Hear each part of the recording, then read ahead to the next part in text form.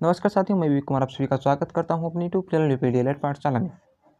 आज हम लोग लेकर आए हैं यूपी डीएलएड फर्स्ट सेमेस्टर के राजन सीरीज की सामाजिक विज्ञान के अतुल्य प्रश्नों को। इससे कि पहले क्लासेज में हम लोगों ने 123 नंबर की क्वेश्चंस तक को देख लिया था। आज हम इस 124 नंबर से देखेंगे। यदि आपने अभी तक हमारे यूपी डीएलएड पाठशाला चैनल को सब्सक्राइब नहीं किया तो सबसे पहले आप जाइए हमारे चैनल को सब्सक्राइब करिएगा और पीडीएफ पाने के लिए साथ ही साथ हमारे टेलीग्राम चैनल को भी ज्वाइन करिएगा। तो चलिए आज की इस वीडियो को स्टार्ट करते बिना किसी देरी के। पहला क्वेश्चन है आज का कि पाषाण काल को कितने भागों में बांटा गया है। तो पाषाण काल को 3 भागों में बांटा गया है, पूरा पाषाण काल, मध्य पाषाण काल, नवपाषाण काल। ठीक है, पूरा पाषाण काल में हमारे आग की खोज हुई थी और इस समय जो भी आदि मानव था उनका जो व्यवसाय था वो आखेट था। ठीक है, और नवपाषाण काल में क्या हुआ, पहिए का विकास हुआ। ठीक है, पहिए का विकास हुआ तो धीरे धीरे कृषि का भी विकास होने लगा। ठीक है, ये हमारा 2022 में पूछा हुआ क्वेश्चन है और आप सभी को पता है कि प्रीवियस ईयर के क्वेश्चंस कितने इंपॉर्टेंट होते हैं आने वाले एग्जाम्स के लिए। ठीक है, अगला क्वेश्चन है गीजा का पिरामिड किसने और कब बनवाया था। तो गीजा का पिरामिड 2560 ईसा पूर्व में खुफू वंश के चौथे शासक द्वारा बनवाया गया था। ठीक है, अगला क्वेश्चन है अफ्रीका महाद्वीप की सर्वोच्च चोटी कौन सी है। तो अफ्रीका महाद्वीप की जो सर्वोच्च चोटी है वो माउंट किलिमंजारो।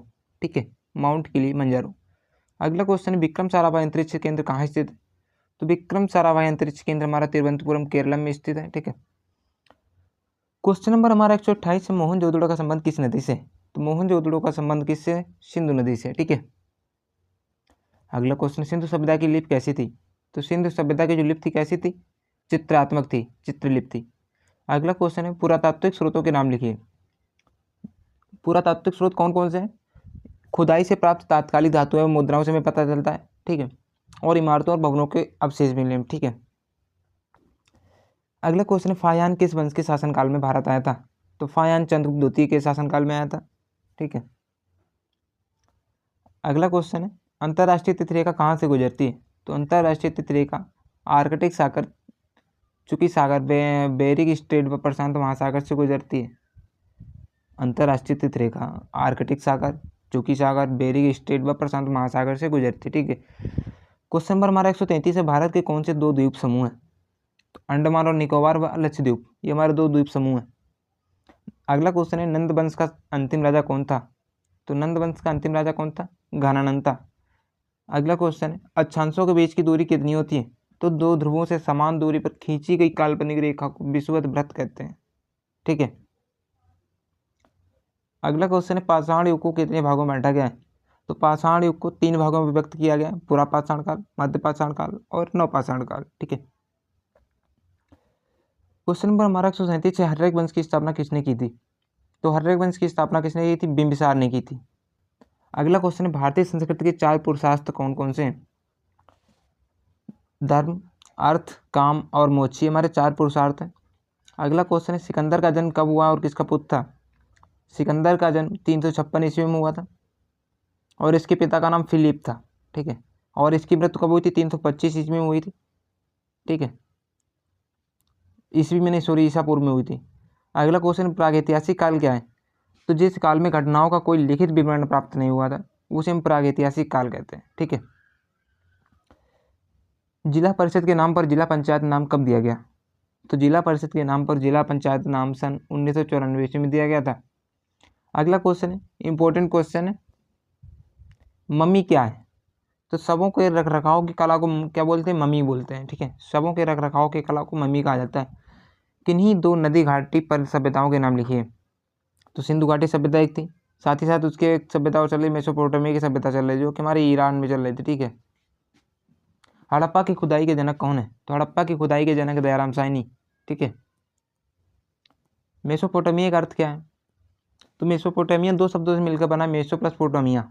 मेसो का अर्थ है बीच तथा पोटामिया का अर्थ है नदी, यानी 2 नदियों के बीच के क्षेत्र को हम क्या बोलते हैं, मेसोपोटामिया बोलते हैं। ठीक है, मेसोपोटामिया की सभ्यता का विकास किन नदियों की घाटी में हुआ। मेसोपोटामिया की सभ्यता का विकास दजला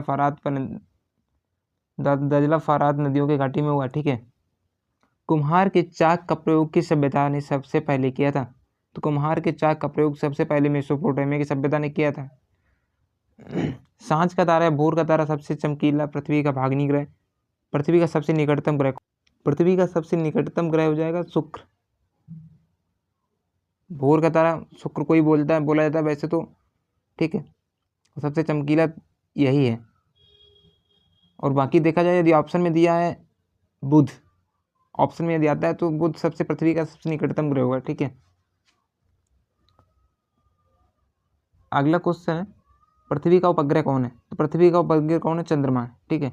उल्का पिंड क्या होते हैं? तो उल्काएं प्रकाश की चमकीली धारी के रूप में दिखाई देती हैं जो आकाश में क्षण भर के लिए चमकती और लुप्त हो जाती हैं, ठीक है। उल्काएं क्षुद्र ग्रहों के टुकड़े एवं धूमकेतुओं द्वारा पीछे छोड़े गए धूल के कण होते हैं, ठीक है। अर्थशास्त्र के जनक कौन है? तो अर्थशास्त्र के जनक एडम स्मिथ है। विश्व के सबसे छोटे तथा सबसे बड़े महाद्वीप का नाम बताइए? तो विश्व का सबसे बड़ा महाद्वीप एशिया महाद्वीप, सबसे छोटा महाद्वीप ऑस्ट्रेलिया महाद्वीप, ठीक है। मिस्र की सभ्यता के दो देवताओं के नाम लिखिए? तो मिस्र की सभ्यता के दो देवता निम्नलिखित हैं, होरस हो गया और ओसरिस हो गया, ठीक है। होरस, ओसरिस मिस्र की सभ्यता के दो देवता हैं। मेसोपोटामिया सभ्यता के दो देवताओं के नाम लिखिए? तो समास, जिसे सूर्य बोलते हैं, और ईश्वर को ईस्टर को बोलते हैं रक्षक देवी। दो विदेशी यात्रियों के नाम लिखिए? तो हिंगसोंग, मेगस्थनीज, फायान, हर्षवर्धन, सारे के सारे विदेशी थे। ईसा पूर्व का अर्थ क्या है? ईसा पूर्व का अर्थ ईसा से पूर्व है। ईसा अर्थात ईसा मसीह के जन्म से 100 वर्ष पूर्व यदि कोई घटना घटी तो उसे 100 ईसा पूर्व लिखा जाएगा, ठीक है। इतिहास के पिता किस यूनानी विद्वान को कहा जाता है? तो इतिहास के पिता हेरोडोटस यूनानी विद्वान को कहा जाता है। इनकी पुस्तक है हेरोडोट हिस्टोरिका, ठीक है। भारत के संबंध में हेरोडोटस ने कौन सा ग्रंथ लिखा है? तो इन्होंने हिस्टोरिका ग्रंथ लिखा।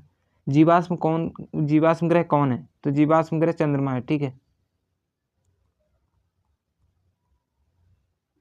अगला क्वेश्चन, पुंछल तारे या धूमकेतु किसे कहते हैं? सौर मंडल के छोर पर बहुत ही छोटे छोटे अरबों पिंड विद्यमान है जिन्हें पुंछल तारे कहा जाता है। पुंछल तारे की पूंछ सदैव सूर्य से दूर दिखाई पड़ती है। अगला क्वेश्चन है, सूर्य ग्रहण किसे कहते हैं? तो सूर्य एवं पृथ्वी के मध्य चंद्रमा का आना सूर्य ग्रहण कहलाता है। यह ग्रहण अमावस्या को होता है। चंद्रग्रहण की स्थिति क्या होती है? सूर्य और चंद्रमा के मध्य पृथ्वी का आना चंद्रग्रहण कहलाता है। यह ग्रहण पूर्णिमा को होता है, ठीक है। अंतर्राष्ट्रीय तिथि रेखा किसे कहते हैं? तो अंतर्राष्ट्रीय तिथि रेखा 180 देशांतर को अंतर्राष्ट्रीय तिथि रेखा कहते हैं। बौद्ध धर्म के प्रवर्तक कौन थे? तो बौद्ध धर्म के प्रवर्तक गौतम बुद्ध थे। महात्मा बुद्ध ने अपना उपदेश कहाँ दिया था? महात्मा बुद्ध ने अपना प्रथम उपदेश सारनाथ में दिया था। क्वेश्चन नंबर 166 हमारा, महर्षि वेदव्यास ने किस महाकाव्य की रचना की? तो महर्षि वेदव्यास ने महाभारत की रचना की।